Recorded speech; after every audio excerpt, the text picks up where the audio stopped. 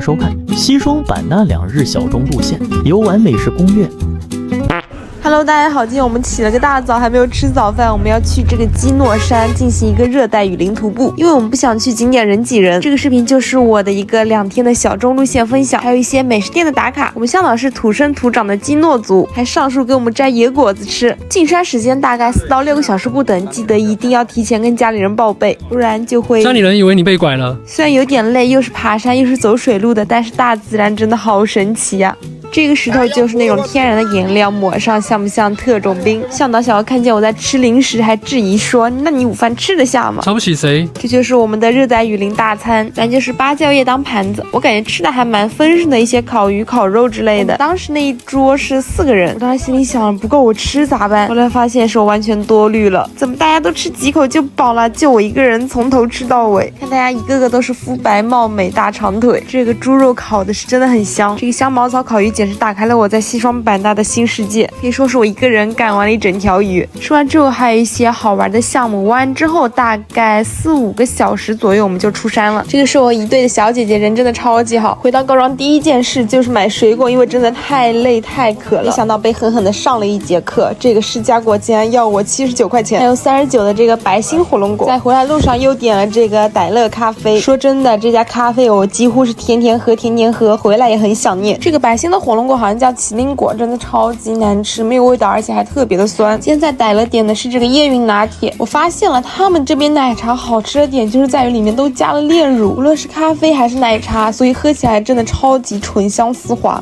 这个79块钱的释迦果吃起来就是甜，没有什么特别的。其实我有点迷糊了，我不知道是因为这个水果本来就贵，还是因为在告庄这边卖的贵。这边有个特色小吃叫巴拉达，也是我来这边第一次吃，我看他们说一定要点胖妈巴拉达。你别看它长得有点埋汰，可是它的味道真的一级棒。我看网上推荐说点3拼的，就是鸡蛋、巧克力、香蕉。我以为的3拼是3种口味拼在一起，没想到是3种口味放在一张饼上。但是不喜欢吃甜的宝子们慎入，因为它上面会撒一层厚厚的炼乳，真的很甜。不过我很喜欢，我感觉其实有点像印度飞饼，吃起来酥酥脆脆的，但不得不说热量应该是真的很高。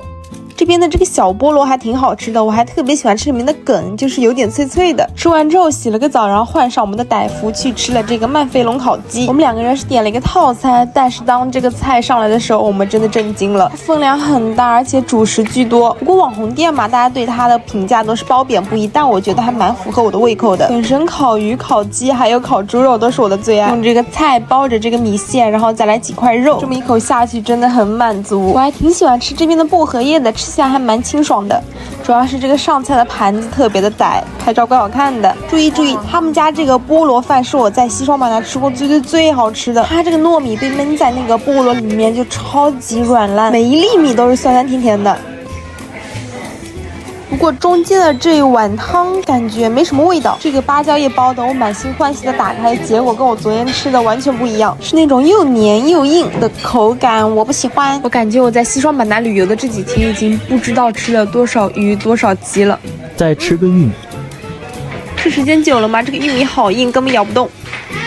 我觉得他们家全场 MVP 就有这个菠萝饭，我是吃了一碗又一碗，最后干脆直接捧着这个菠萝吃。我朋友不怎么吃糯米，所以基本上这一盆饭都是我吃的。每次吃完明明都已经吃得很饱了，但是回想起来感觉好像也没吃啥，就吃了几口烤鸡、几口烤鱼嘛。这个小友忍不住踏进了碗太，这次点了一个没吃过的是香水椰子冰沙，感觉味道比泡鲁达更加香浓一点。那个椰香味的冰沙真的超级绵密，上面还撒了椰蓉。然后我就是一口这个香水椰子冰沙，一口这个泡鲁达，完全就停不下来。其实到后面才觉得这个面包得泡软了吃才是精髓。我特别喜欢里面的紫米，家人们，这就是我在西双版纳的第3天。画面一转，现在来到第4天，今天外面下大暴雨，一睡醒又点了这个傣乐咖啡，还点了一个玉光傣加糯米饭，哇塞，就很香很绝，感觉我一个人平均1天要吃2条鱼。它这个是3色糯米饭，把这个糯米饭还有这个干巴猪肉丝，还有一些酸豆角啊、咸菜之类的捏在一起吃，但不知道是什么原因，还是因为点的外卖，感觉他们家糯米里有点硬。觉醒来就吃这个香茅草烤鱼，感觉这边早饭吃的也挺正式的。这一整条鱼就被我慢慢的干完了。今天本来包了一辆车，想去曼远村跟中科植物园的，以为下大雨就去不了了，但是司机跟我说到那边雨应该就会停，而且这边的天气真的超级不准，大家来玩的可以不用参考任何天气预报。我还记得我当时来的时候看这边是天天下暴雨，但是真正也就下了那几滴。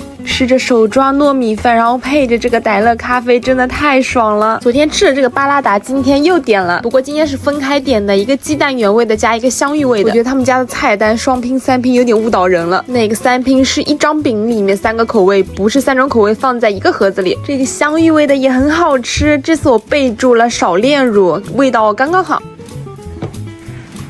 这个是鸡蛋的，可能是因为我之前吃的真有点多，我最近上称比我在家胖了4、5斤，是不是西双版纳的称不太对呀？不过没关系，咱就是快乐。作为一个面包脑袋来西双版纳，怎么能不点面包和蛋糕呢？这个是一家叫罗蒂爸爸他们家的咖啡包，拿到手还挺奇怪的，我以为它是像那种软欧欧包，但是它其实有点像那种菠萝包，整体是比较酥脆的，但是内心又很软。但是我以为它中间会有夹心，但其实是没有的。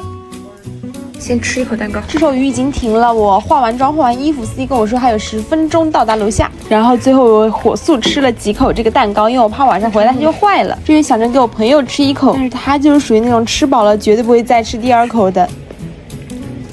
大概开车1个多小时，我们到达了这个曼远村。因为刚下过雨，空气还有点潮湿，天也阴阴的。房屋也比较有当地特色。我和朋友一人买了一个椰子，这个是一个青椰和一个金椰，椰汁不怎么甜，就是有点清香。真的很重。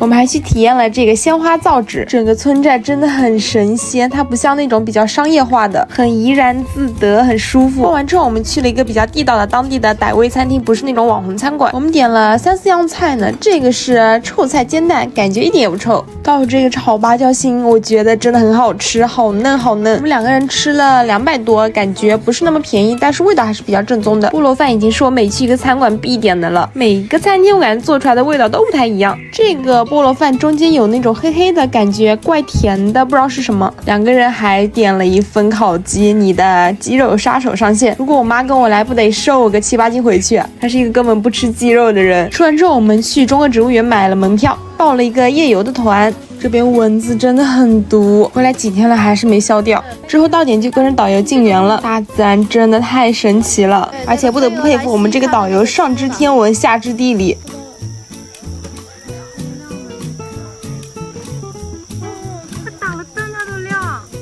逛完园回到星光夜市，想喝碗泡鲁达、蝶豆花、茉莉花奶茶。因为这时候晚它已经关门了，就随便找了一家老挝冰咖啡，没想到没有对比就没有伤害。蝶豆花奶茶还行，但是这个泡鲁达我觉得欠佳，可能是里面的料没有晚太的多，还没有我最爱的紫米。